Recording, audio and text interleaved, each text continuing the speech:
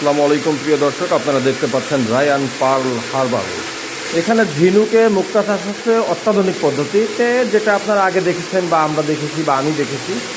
সেটা হলো পুকুরে প্রাকৃতিকভাবে, আর এখানে কৃত্রিম উপায় করা হচ্ছে। এই যে দেখতেছেন, অক্সিজেন সাপ্লাইয়ের জন্য এই ব্যবস্থা, অত্যাধুনিক সব ব্যবস্থা ভাই করেছে।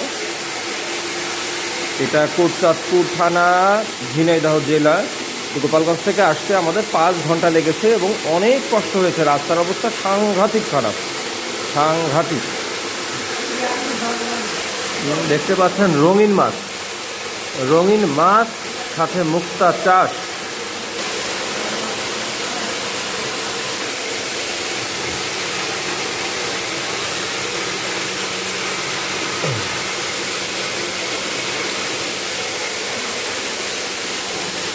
চাইলে আপনারাও করতে পারেন, একটু পয়সা খরচ করে, ক্রয় করে।